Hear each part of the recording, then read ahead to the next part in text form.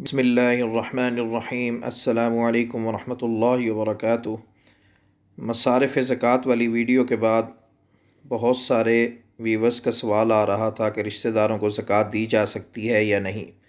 اگر رشتہ داروں کو زکوٰۃ دی جا سکتی ہے تو کون سے ایسے رشتہ دار ہیں جن کو زکوٰۃ دی جا سکتی ہے اور کون سے ایسے جنہیں نہیں دی جا سکتی۔ تو جان لیجئے کہ حاجت مند اور شرعی طور پر مستحق زکوٰۃ رشتہ داروں کو زکوٰۃ دینا نہ صرف یہ کہ جائز ہے بلکہ اس میں دوہرا ثواب ہے۔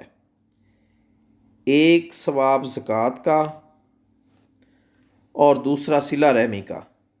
بھائی، بہن، بھتیجا، بھتیجی، بھانجا، بھانجی، چچا، پھوپھی، خالہ، ماموں، ساس، سسر، داماد وغیرہ میں سے جو ضرورت مند اور مستحق زکوٰۃ ہوں انہیں زکوٰۃ دی جا سکتی ہے، اور زکوٰۃ دیتے وقت یہ بتانا بھی ضروری نہیں کہ یہ زکوٰۃ کی رقم ہے۔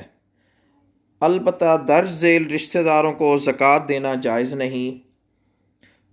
یہ دیکھیں جی کون سے ایسے رشتہ دار ہیں کہ جنہیں زکوٰۃ نہیں دی جا سکتی۔ اصول یعنی کہ جن سے انسان نے جنم لیا ہے، جن سے پیدا ہوا ہے، ماں باپ، دادا دادی، نانا نانی وغیرہ۔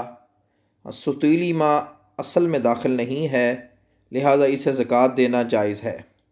فروع یعنی اولاد، جیسے بیٹا، بیٹی، پوتا، پوتی، نواسا، نواسی وغیرہ، ان کو بھی زکوٰۃ نہیں دی جا سکتی۔